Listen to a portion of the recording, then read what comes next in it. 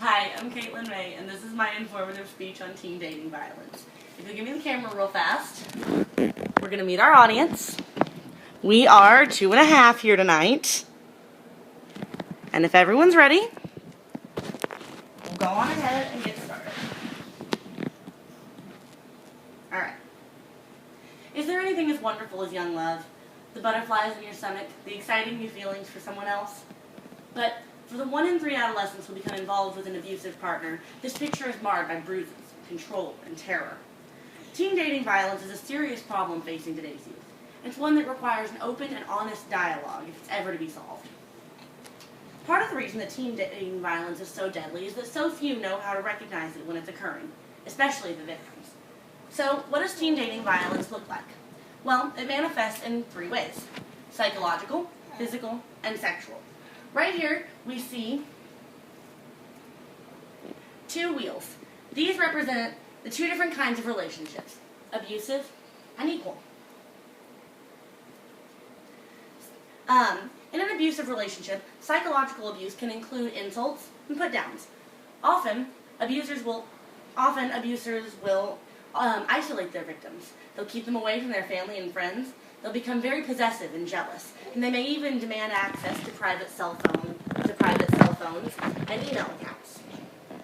In many cases, physical and sexual abuse are also present. Partners will hit or attack their significant others, or use threats of physical violence as intimidation.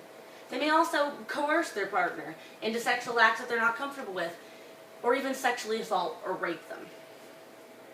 Now, to those outside the relationship, this behavior is obviously unacceptable. Those people can see the difference between an abusive relationship and an equal one. However, the victim of dating abuse will often make excuses for their partner. They may rationalize it. When family and friends bring up concerns, they'll brush it off. Unfortunately, this abuse is self-perpetuating. The abuser will continue, and the victim will remain in the relationship and in the abuse cycle, and it will continue over and over again. This cycle of abuse can destroy a person. It can psychologically harm them, destroy their future, and make it difficult for them to have healthy relationships in the future. Victims of abuse are more likely to experience severe psychological problems such as mood swings, depression, and post-traumatic stress disorder. They're also at an increased risk for suicide. The effects of teen dating violence can also spill over into school, causing a decrease in grades, an increase in truancy, and a very increased rate of dropping out. Worst of all, victims of teenage dating abuse are several times more likely to become involved with an abusive partner in the future, which dooms them to continue the cycle over and over again. On top of all this, many abuse victims never speak out about what they've gone through. They very rarely press charges against their abusers, and although speaking out may be therapeutic for both the victim and others in similar circumstances, very few choose to do so, making teen dating violence a silent epidemic. After hearing about all this information about this problem, many ask, well, what can I do?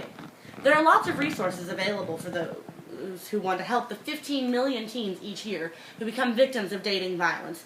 Seen here, we have public service announcements and advertisements from organizations such as Love is Respect, which has been created for the sole purpose of educating teens so that they can recognize the signs of a toxic relationship before it becomes too late. Teen Dating Violence Month is recognized every February, and this is a fantastic opportunity to get involved in your community and speak to the teens in your life about healthy relationships. Confront those that you may have concerns about, and even host events to educate people about the often ignored problem of teen dating violence. Young love is supposed to be beautiful, fun, and even a little bit obnoxious. What it's not supposed to be is painful. So, for those involved in an abusive relationship, we want to reach out to them, educate them about their issues, and provide them an out. For those who have never heard of the problem, we want to let them know about what the problems are, what the problems teen dating violence can cause. Just consider all the teens in your life. 1 in 3 are affected by teen dating violence. It could be your niece. It could be the cashier at the grocery store. It could even be me. Thank you.